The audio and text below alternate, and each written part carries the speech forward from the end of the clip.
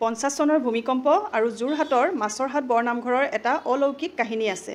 নমস্কাৰ জনাইছো সকলোকে আৰু মই অংকিতাই মোৰ অন্য এটা ভিডিঅ'লৈ আপোনালোক সকলোকে স্বাগতম জনাইছো। এয়া মা আৰু মই ওলাইছো এফালে মানে কলে যাওঁ ইতিমধ্যে আপোনালোকে গম পাইছেই আৰু আমি গৈ আছো কেবত।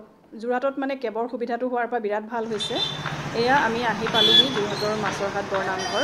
আপোনালোকে নাম শুনিছেই নিশ্চয়, এয়া নাম লৈ আছে আৰু মই যেহেতু শৰাই দিম সেইকাৰণে ধুমাধুম শৰাই বস্তুকেইটা লৈ ল'লোঁ। আপোনালোকক অকণমান বাহিৰৰ পৰিৱেশটো দেখুৱাই দিছোঁ। তাৰপাছত এয়াত প্ৰথমতে ধুনীয়াকৈ চাকি লগাই ল'লোঁ আৰু ইয়াতে আপোনালোকৰ হৈও লগাইছোঁ। আপোনালোক সকলোৱে সেৱা জনাব, সকলোৰে যাতে ভাল হয় তাৰে কামনা কৰিছোঁ। আমিও ভাল সময়তে আহি পাইছোঁ, নামো সামৰিছে আৰু এয়া সেৱা লৈছে।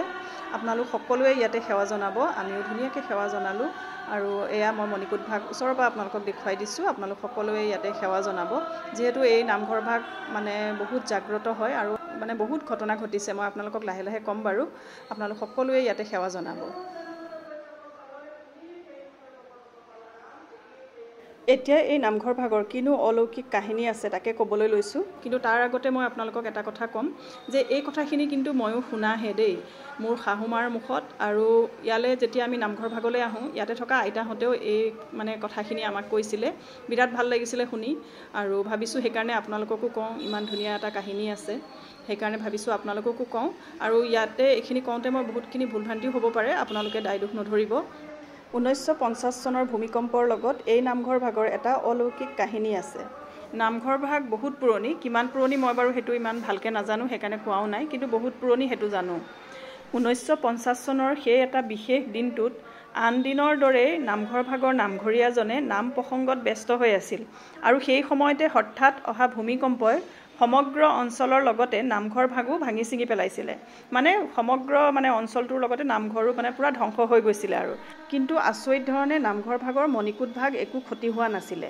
আৰু নামঘৰ ভাগ ধ্বংস হৈ যোৱাৰ কাৰণে সকলো গাঁৱৰ মানুহে ভাবিছিলে নামঘৰীয়াজন যিহেতু নামঘৰৰ ভিতৰতে আছিল, তেখেত এই সংসাৰত নাই বুলি ভাবিছিল। কিন্তু যেতিয়া নামঘৰীয়াজনৰ গাত এটা আঁচোৰ নপৰাকৈ সুস্থ শৰীৰে ওলাই আহিছিল, তেতিয়া গাঁৱৰ মানুহবোৰে আচৰিত হৈ নামঘৰীয়াক সুধিলে যে ইমান ডাঙৰ ঘটনা এটা হোৱাৰ পিছত আপুনি কেনেকৈ সুস্থ হৈ আছে আৰু কেনেকৈ ইয়ালৈ আহিলে। তেতিয়া নামঘৰীয়াই ক'লে, মই একো গম পোৱাই নাছিলোঁ কি হৈছিল। মই এটাই অনুভৱ কৰিছিলোঁ যেন এজন বগা সাজ পিন্ধা মূৰত পাগুৰি মৰা এজন ঐশ্বৰিক শক্তিৰ ব্যক্তিয়ে মোক বাটচৰালৈ উলিয়াই আনিছিল। নামঘৰীয়াৰ এই কথা শুনি সকলো গাঁৱৰ মানুহ ভয় আৰু ভক্তিত কঁপি উঠিছিল। লগে লগে দবা শংখ আৰু উৰুলিৰ মাতে সমগ্ৰ অঞ্চলটো বিয়পি পৰিছিল আৰু তেতিয়াৰ পৰাই সকলোৱে এই নামঘৰ ভাগ জাগ্ৰত আৰু মহিমা থকা নামঘৰ বুলি ভাবি আৰু বেছিকৈ ভক্তিভাৱেৰে ইয়ালৈ আহিবলৈ ল'লে। আমিও আহোঁ, বহুত বিশ্বাস কৰোঁ আপোনালোকো আহিব এই নামঘৰ ভাগলৈ।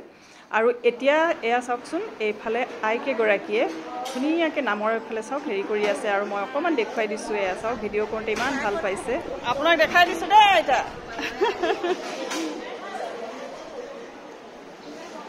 এইফালে প্ৰসাদ ধুই আছে ন। এয়া নামঘৰৰ পিছফালে মানে ভিতৰত আৰু এইফালে চাহৰ ব্যৱস্থা কৰে। আলহীবিলাক আহিলে মানে ইয়াতে চাহ খুৱায় আৰু আমাকো এইফালে মাতি আনিলে আৰু মই এয়া আইতাসকলক দেখি পেলাই অকণমান ভিডিঅ' কৰি থ'লোঁ আৰু ইয়াতে এতিয়া আমি ধুনীয়াকৈ চাহ খাম। আপোনালোককো অকণমান পৰিৱেশটো দেখুৱালোঁ আৰু এইফালে ইয়াতে বহক। এয়া ইমান ধুনীয়াকৈ চাহ কৰি খুৱাইছে সকলোকে। এইফালে আইতাহঁতে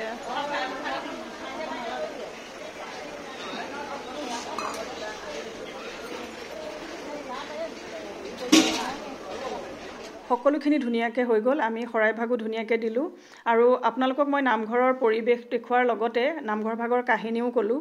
আচলতে বিশ্বাসেই ডাঙৰ কথা নহয় জানো, কথা এষাৰ আছে নহয়, বিশ্বাসেই মিলয় হৰি। সেইকাৰণে আচলতে বিশ্বাস কৰিলেই সকলোখিনি আৰু যদি আপোনালোকে আজিৰ ভিডিঅ'টো মোৰ চাই ভাল পালে তেনেহ'লে আপোনালোকে মোৰ ভিডিঅ'টো শ্বেয়াৰ কৰি দিব। যিসকলে এই নামঘৰ ভাগৰ বিষয়ে নাজানে তেওঁলোকেও যাতে এই নামঘৰ ভাগৰ বিষয়ে জানে। আজিলৈ আহিছোঁ, আকৌ এটা নতুন ভিডিঅ'ত লগ পাম। Bye bye.